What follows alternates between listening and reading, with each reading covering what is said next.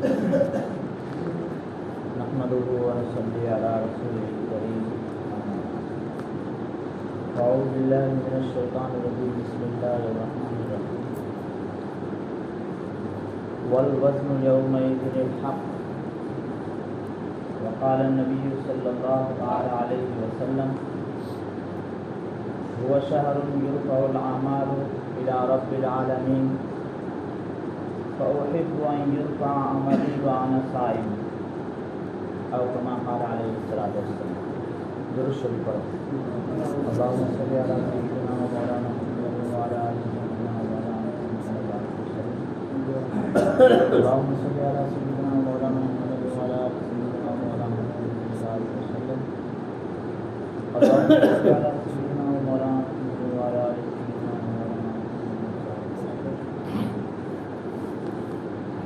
میرے عزیز بھائی اور بزرگوں، یہ شعبان المعظم کا مہینہ ہے. آج اس کی 14 تاریخ ہے اور آج کی رات آنے والی یہ 15ویں شعبان ہے.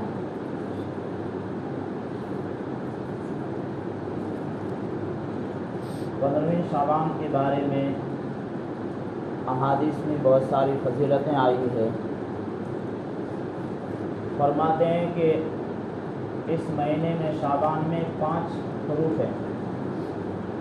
پہلے نمبر پر شین ہے، دوسرے نمبر پر عین ہے، تیسرے نمبر پر نون ہے، تیسرے نمبر پر با ہے، چوتھے نمبر پر الف ہے اور 5ویں نمبر پر نون ہے. فرمایا کہ جو شعبان کے مہینے کی قدر کرے گا اللہ تبارک و تعالیٰ اس کو شین سے شرافت عطا کریں گے، بزرگی عطا کریں گے. نمبر 2 عین سے اللہ تبارک و تعالیٰ اس کو علو مراتب عطا کریں گے، یعنی دنیا میں بھی عزت دیں گے اور مرنے کے بعد بھی عزت دیں گے.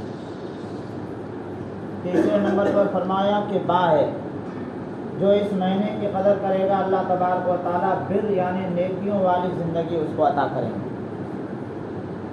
چوتھے نمبر پر فرمایا کہ الف ہے، جو اس مہینے کی یعنی شعبان کی قدر کرے گا اللہ تعالیٰ اس کو اپنی محبت عطا کریں گے، الفت عطا کریں گے، اپنی بھی محبت عطا کریں گے اور اپنے بندوں کے دلوں میں اس کی محبت ڈال دیں گے.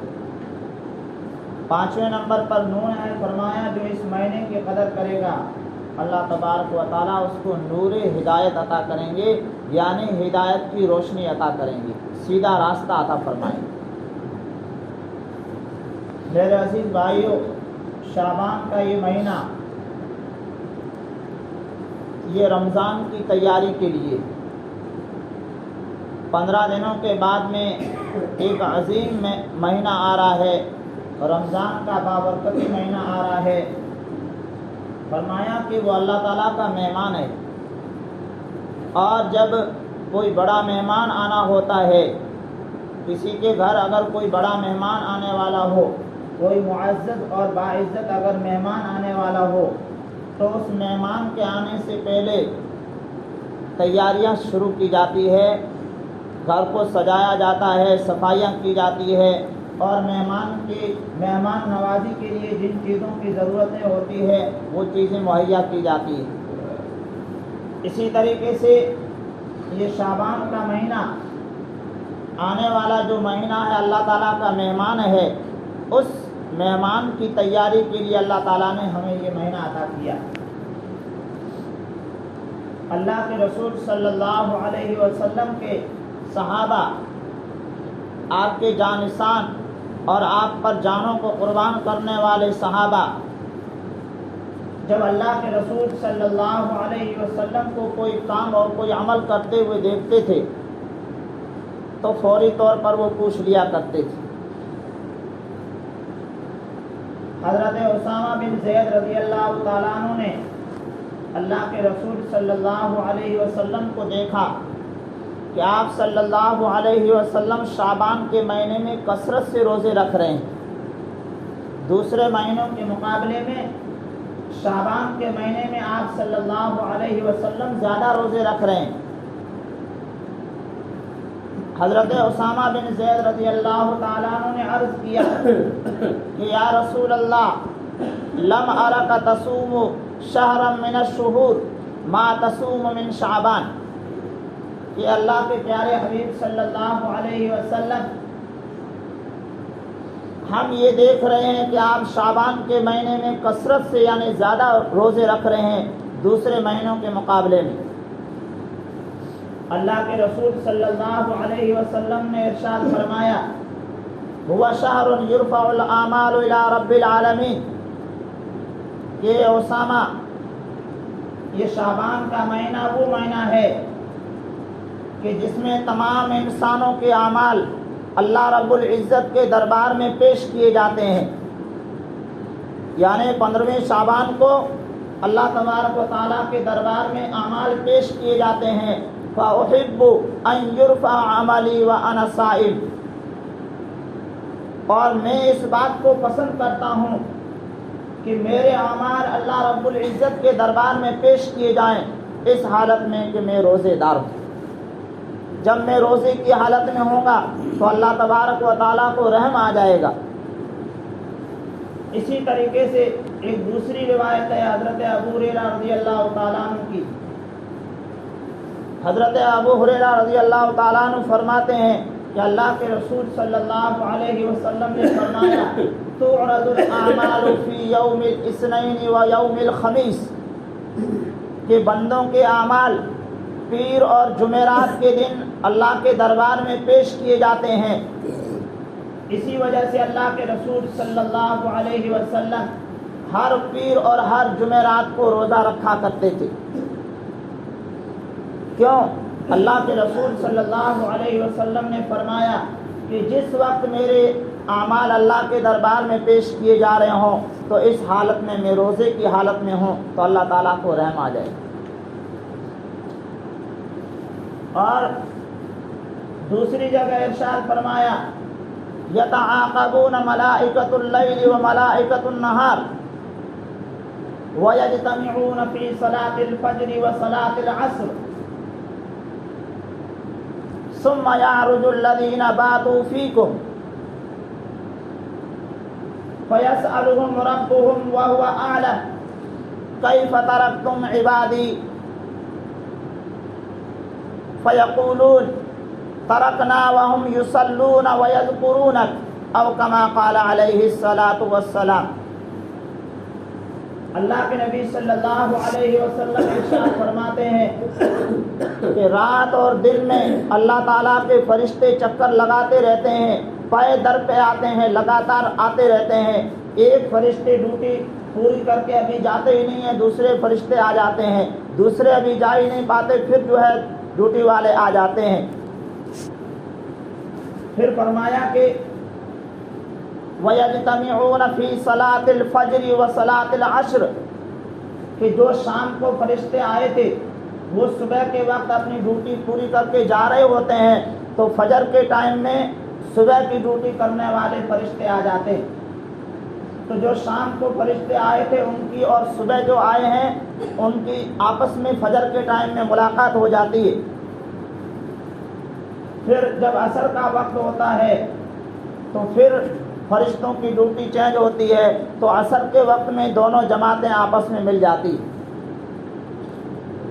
اور پھر فرمایا کہ ثم یعرج الذین باتوا فیکم، پھر وہ فرشتے جنہوں نے رات تمہارے ساتھ میں گزاری، جن فرشتوں نے رات تمہارے ساتھ میں گزاری، وہ آسمان کی طرف اوپر چڑھتے ہیں۔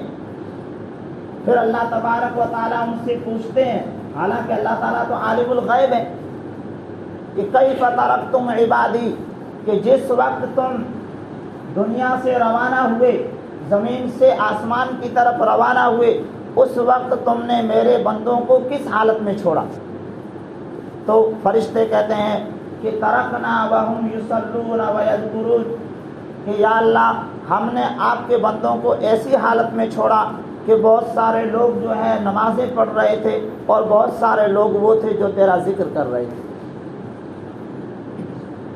اب وہ لوگ جو فجر کی نماز پڑھتے ہیں اور جو عصر کی نماز کی پابندی کرتے ہیں ان کے بارے میں یہ رپورٹ پیش ہوتی ہے، اور جو لوگ نماز نہیں پڑھتے ہیں ان کے بارے میں فرشتے جا کر یہ رپورٹ سونپتے ہیں کہ یا اللہ ہم جس وقت وہاں آئے تو وہ لوگ موجود نہیں تھے، وہ لوگ غفلتوں کے اندر پڑے ہوئے تھے، فجر کے ٹائم میں وہ سو رہے تھے اور عصر کے ٹائم میں وہ اپنے کاروبار اور دھندے میں مشغول تھے۔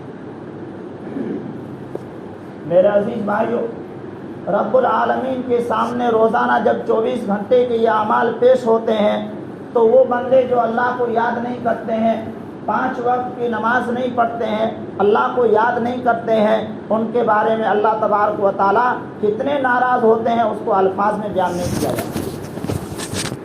جیسے مثال کے طور پر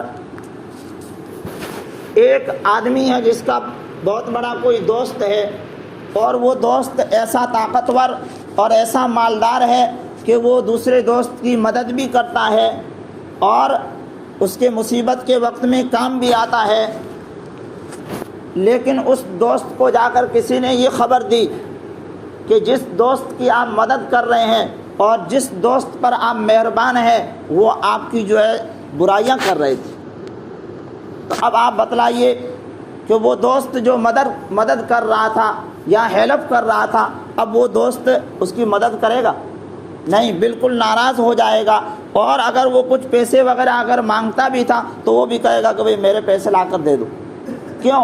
اس لیے کہ آپ میری برائیاں کر رہے ہیں۔ تو اللہ رب العزت جس نے ہمیں زندگی عطا کی، جس نے جو ہے ہماری زندگی کی جتنی ضرورتیں ہیں وہ اللہ تبارک و تعالیٰ نے ہمیں عطا کی، دیکھنے کے لیے اللہ تعالیٰ نے آنکھیں دی، سننے کے لیے کان دیے، بولنے کے لیے یہ زبان دی، سارے جو ہے اعضاء ہمیں تندرست عطا کیے۔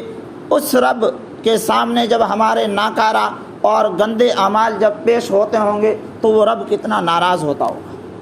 لیکن میرے عزیز بھائیوں، وہ اتنا بڑا مہربان ہے کہ ہمارے گندے اعمال اس کے سامنے پیش بھی ہو رہے ہیں، لیکن کبھی اس نے ہماری چائے بند نہیں کی کہ آج اس نے فجر کی نماز نہیں پڑھی ہے تو چائے بند کر دو۔ ہاں، ہم جو ہے نافرمانیوں پہ نافرمانیاں کیے جا رہے ہیں، اللہ تبارک و تعالیٰ نے ہمارا کبھی کھانا بند نہیں کیا، اللہ تبارک و تعالیٰ نے ہماری ضرورت کی جو چیزیں ہیں وہ بند نہیں کی، لیکن وہ رب یہ سارا کچھ جو ہے منظر دیکھ رہا ہے۔ اس دنیا کے اندر اللہ تبارک و تعالیٰ نے یہ مہلت دی ہے، اور جس دن آنکھ بند ہوگی اس دن اللہ تعالیٰ فرماتے ہیں کہ والوزن یومئذ الحق، اس دن انسان کے اعمال کا وزن کیا جائے گا، جس کے اعمال جو ہے نیک زیادہ ہو جائیں گے اس کو جنت میں بھیج دیا جائے گا، اور جس کے اعمال جو ہے گندے خراب عمل زیادہ ہوں گے اس کو جہنم میں پھینک دیا جائے گا۔ اللہ کے نبی صلی اللہ علیہ وسلم نے فرمایا کہ جب 15ویں شعبان ہوتی ہے تو اللہ تبارک و تعالیٰ خود اللہ تبارک و تعالیٰ آسمان دنیا پر تشریف لے آتے ہیں۔ 7واں آسمان جو ہے اس میں جو پہلا آسمان ہے اس کو آسمانی دنیا کہا جاتا ہے۔ اللہ تبارک و تعالیٰ خود جو ہے اس رات میں 7ویں آسمان سے اتر کر پہلے آسمان پر آ کر اعلان فرماتے ہیں کہ ہے کوئی میرا بندہ جو گناہوں کی جو ہے بخشش چاہے میں اس کے گناہوں کو معاف کر دوں، کوئی ہے بندہ جو اپنی ضرورتوں کو مجھ سے مانگے میں اس کی ضرورتوں کو پورا کر دوں، کوئی بندہ ہے جو شفا کو طلب کرے اور میں اسے شفا عطا کر دوں۔ یہ اعلان جو ہے سورج کے غروب ہونے سے لے کر اور صبح تک ہوتا رہتا ہے، سورج جب طلوع ہوتا ہے تب تک یہ اعلان ہوتا رہتا ہے۔ اللہ کے نبی صلی اللہ علیہ وسلم فرماتے ہیں کہ اس رات میں یعنی 15ویں شعبان میں جو لوگ بھی اللہ سے مانگتے ہیں، جو کچھ جو ہے مانگتے ہیں، اللہ تبارک و تعالیٰ ان کی مانگوں کو پورا کر دیتے ہیں۔ اگر وہ گناہوں کی معافی چاہتے ہیں تو اللہ تعالیٰ ان کو معاف کر دیتے ہیں، سوائے چند لوگوں کے۔ چند لوگوں کی بخشش اس رات میں بھی نہیں ہوتی ہے۔ فرمایا کہ شرک کرنے والا بندہ جو اللہ کے غیروں سے مانگ رہا ہے، اللہ کے غیروں کے سامنے اپنے سروں کو جھکا رہا ہے، اس رات میں بھی اس کی بخشش نہیں ہوتی ہے۔ اللہ تعالیٰ فرماتے ہیں کہ میں وہ طاقتور رب ہوں کہ تیری کون سی ضرورتیں ہیں جو میں جو ہے تیری پوری نہیں کر سکتا۔ جیسے مثال کے طور پر ایک باپ مالدار ہے، اس کا بیٹا ہے، بیٹے سے باپ نے کہہ دیا کہ بیٹا اگر تجھے کوئی ضرورت ہو تو مجھ سے مانگ لینا، میں لا کر حاضر کر دوں گا۔ اب وہ بیٹا مالدار باپ سے جو ہے نہیں مانگ رہا ہے بلکہ دوسرے آدمی سے اپنی ضرورت کو مانگ رہا ہے، تو اب آپ بتائیے کہ اس باپ کو غصہ آئے گا نہیں آئے گا؟ آئے گا کہ بھئی تو جو ہے میرا بیٹا ہی نہیں ہے، تو میری بے عزتی کرا رہا ہے، میرے پاس جو ہے اتنا سارا مال موجود ہے اور تو غیروں کے سامنے ہاتھ پھیلا رہا ہے۔ اللہ تعالیٰ فرماتے ہیں کہ میرے بندے تیری کون سی ضرورتیں ہیں جو مجھ سے پوری نہیں ہو سکتی؟ میں تیرا خالق ہوں، میں تیرا مالک ہوں۔ جب تو جو ایک چھوٹا سا نطفہ تھا، میں نے ماں کی جو ہے رحم سے تجھے کس طریقے سے جو ہے پرورش اور پروان چڑھا کر تجھے انسان بنایا۔ هل اتى على الانسان حين من الدهر لم يكن شيئا مذكورا، کہ ایک ایسا زمانہ بھی تیرے اوپر گزرا ہے کہ اس دنیا میں کوئی تجھے جانتا بھی نہیں تھا، پھر دنیا میں نے تجھے پیدا کیا اور آج تو جو ہے غیروں کے سامنے مانگ رہا ہے۔ فرمایا کہ مشرک کو اللہ تعالیٰ جو ہے اس رات میں بھی معاف نہیں فرماتے۔ دوسرے آدمی کے بارے میں فرمایا کہ جو کینہ پرور ہو، لوگوں کے بارے میں جو ہے دشمنیاں رکھ کے بیٹھا ہے، دلوں میں نفرتیں رکھ کے بیٹھا ہے، اس آدمی کی بھی جو ہے اس رات میں بخشش نہیں ہوتی ہے۔ تیسرا فرمایا کہ قاطع رحم، جو آپس میں برادری کو، آپس میں جو خاندان کو توڑنے والا آدمی ہے، ایسے آدمی کی جو ہے اس رات میں بھی بخشش نہیں ہوتی ہے، جبکہ پوری دنیا کی بخشش ہو جاتی ہے، لیکن ایسے لوگوں کی بخشش نہیں ہوتی ہے۔ خاندان کو توڑنے والا اللہ کی نظر میں گرا ہوا انسان ہے۔ پھر فرمایا کہ ایک وہ بندہ کہ جو آپس میں جو ہے ناراض ہو کر بیٹھا ہے دوسرے اپنے بھائی سے، آپس میں جو ہے بات چیت نہیں کر رہا ہے، کوئی بڑی وجہ نہیں ہے، کوئی اسلامی وجہ نہیں ہے، لیکن آپس میں ناراضگیاں لے کر بیٹھے ہوئے ہیں، زندگیاں جو ہے ایسے گزر رہی ہے، تو ایسے لوگ جو ہے پوری راتوں کو اگر مانگتے رہیں تو بھی ان کی دعائیں جو ہے آسمان سے اوپر نہیں چڑھتی، ایسے لوگوں کی بخشش نہیں کی جاتی۔ اور پھر فرمایا کہ ماں باپ کو ستانے والا جو آدمی ہے، ماں باپ کو پریشان کرنے والا جو انسان ہے، اللہ تبارک و تعالیٰ اس بابرکت رات میں بھی اس کو معاف نہیں فرماتے ہیں۔ پھر فرمایا کہ جو شراب خور ہے، شراب پینے والا آدمی ہے، اس انسان کو بھی اللہ تعالیٰ معاف نہیں فرماتے ہیں۔ پھر آگے فرمایا کہ جو زانیہ عورت ہے، جو برائیوں کی طرف جو ہے لوگوں کو بلاتی ہے، ایسی عورت کو بھی معاف نہیں کیا جاتا ہے۔ پھر آگے فرمایا کہ جو کاہن ہے، ستاروں کو دیکھ کر لوگوں کو جو ہے بتلاتے ہیں، وہ مستقبل کے بارے میں لوگوں کو بتلاتے ہیں، ایسے لوگوں کی بھی بخشش نہیں ہوتی ہے۔ اسی طریقے سے جو نجومی ہیں، ستاروں کو دیکھ کر کہتے ہیں کہ کل ایسا ہو جائے گا، ایسے لوگوں کی بھی جو ہے بخشش نہیں ہوتی ہے۔ اسی طریقے سے آگے فرمایا کہ جو گویے لوگ ہیں، جو ڈھولوں کے ساتھ میں جو ہے سنگر وغیرہ جو لوگ ہوتے ہیں، ایسے لوگوں کی بھی بخشش نہیں ہوتی۔ تو میرے عزیز بھائیوں، یہ مبارک رات ہے، اللہ تبارک و تعالیٰ نے ہمیں موقع عنایت کیا ہے، یہ بہت بڑی برکتوں والی رات ہے۔ اگر ہم اللہ رب العزت سے اگر گڑ گڑا کر مانگیں گے، اب اس میں مانگنا کیا ہے اور کس طریقے سے مانگنا ہے، تو فرمایا کہ اس کا کوئی متعین طریقہ نہیں۔ آپ اپنے گھروں میں رہ کر تنہا اکیلے جو ہے، جو اللہ تبارک و تعالیٰ آپ کو توفیق دے، اگر کسی کو نماز پڑھنے کی توفیق ہو رہی ہے تو وہ نماز پڑھ لے، اگر کسی کو تسبیح پڑھنے کی توفیق ہو رہی ہے تو وہ تسبیح پڑھ لے، اگر کوئی قرآن پڑھا ہوا ہے تو قرآن پڑھنے کی توفیق مل رہی ہے تو قرآن کریم پڑھ لے۔ پھر جو ہے اللہ تبارک و تعالیٰ سے جو بندے کو مانگنا ہو وہ مانگے، سب سے پہلے جو ہے مغفرت مانگے، اپنی بخشش مانگے، اور پھر جو اپنی ضرورتیں ہیں وہ اللہ رب العزت سے مانگے۔ اور یہ ضروری نہیں ہے کہ پوری رات جاگا جائے۔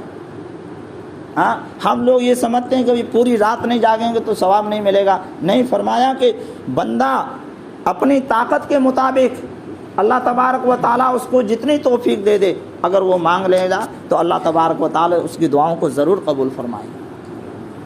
اس رات کی جو ہے بہت بڑی فضیلتیں آئی ہے۔